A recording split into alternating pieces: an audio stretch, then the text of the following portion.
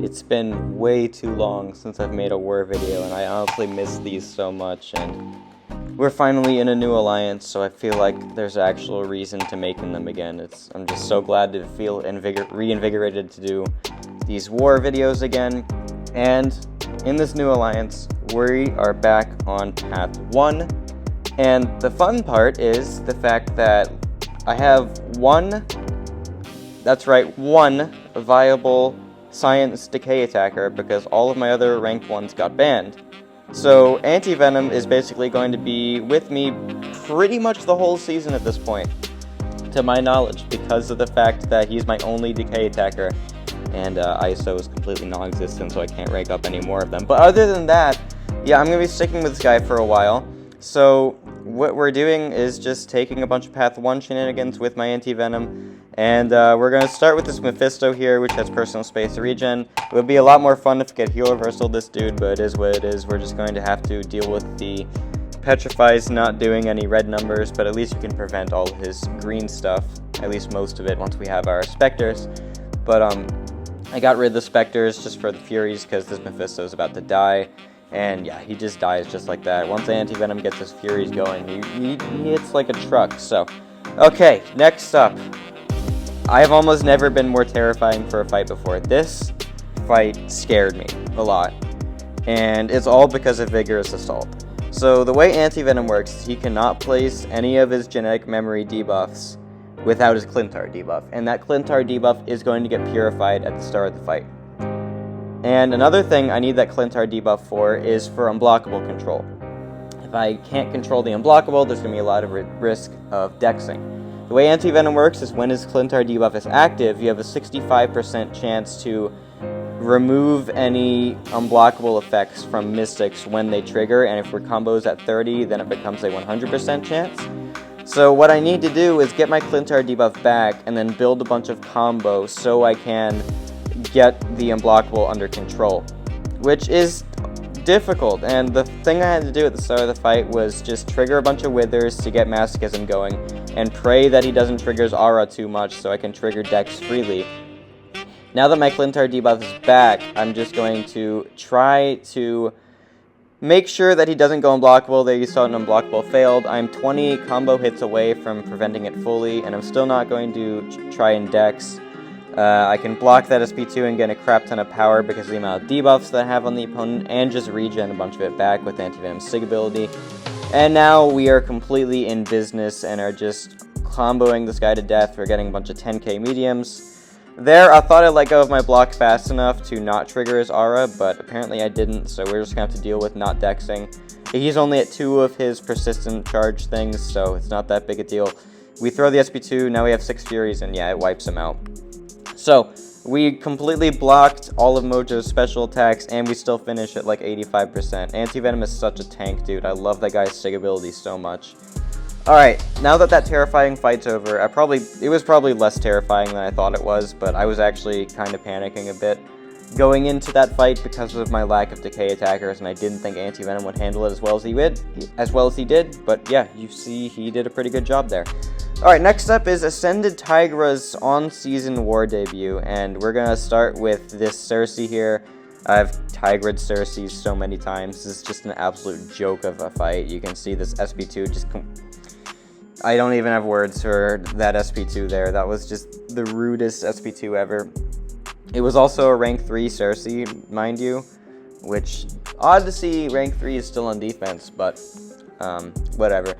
We are in like a Plat 2, very high Plat 2 alliance, so it's kind of weird to see that here, but whatever. I'm not complaining about an easy fight. So next up is a Mega Sentinel against this Weapon X, and the only thing I need to worry about in this fight is just trying to not let him go unstoppable, and I'm not ready for it, and trying to watch for that unblockable. So I just need to get an intercept as soon as that unstoppable goes away, and then we'll be fine. And we got that intercept, so now we're just chilling for the rest of the fight. We just don't block and bait his special ones, and try to keep our debuffs paused with 4th light attack. Throw our SP2s to get some nice plasmas, doing a bunch of damage. We just need to hope that we get our dexes on point, and that we don't take an unblockable hit to the face, because that would be really bad. And now I'm just waiting for that thing to fall off. It does, and now we just pause our debuffs again, and he's about to die. We have our heal blocks still active, so no big deal. Really easy fight as long as you don't get clipped, and I didn't get clipped, so pretty good.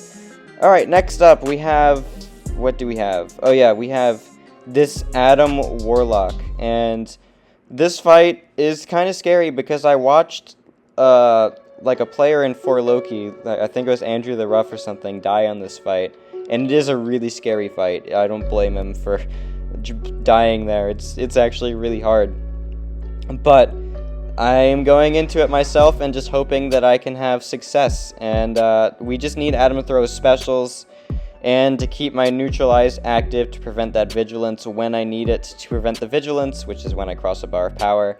And most of the time that's going to happen. I took this in off season where he did get vigilance because my neutralize fell off, but it didn't really matter too much here. We're just going to chill while the stasis pod triggers, let the ruptures do their job for a little while, and then let this SP1 kill him.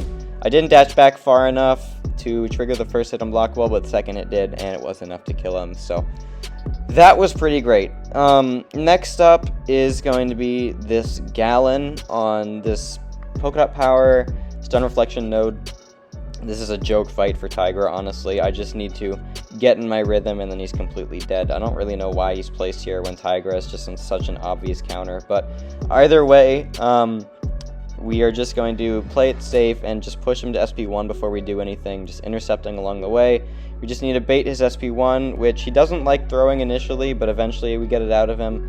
My senses are going to fall off pretty soon, so I really want him to trigger it as soon as possible.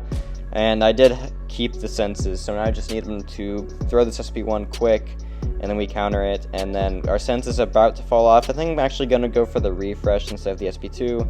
And yeah, I do. So we go for another heavy attack there, and then another SP1. So now we have our senses back online, and we're just going to bait this guy's special attack once again, and then drop the SP2 nuke, and that'll be the end of Galan, and that is the end of my war. Alright, so one thing that I do need to note about this war is that I did die to a werewolf by night boss, but we were way ahead on the war, and it wasn't assigned to me, so I didn't feel too bad about dying there. I mean, it does suck that I'm not going to have a deathless season now, but I mean, it wasn't a fight that I was assigned to. It was a death that didn't matter at all, just because we were way ahead in this war. As you can see, we won by so many deaths. So it didn't really matter that I died at all. I just messed up. The guy's weird AI that likes to idle a lot messed me up, and then like I got parried at one point. I just didn't play right, and I didn't know exactly how to take the werewolf as much as I thought I did. But hopefully I can get revenge on another werewolf boss to come, because it is a fight that I definitely know Anti-Venom can destroy, and I just got unlucky and didn't play well. So yeah, I don't have a deathless season, but I don't feel bad about my death because, one, it wasn't assigned to me, so it doesn't really, I'm still soloing all the fights that I was assigned to at least, and that, you know, it didn't matter because we were way ahead on death. So anyway, thank you so much for watching. That's my first war video of the season. I'm so excited to get back to doing these, and have a good one.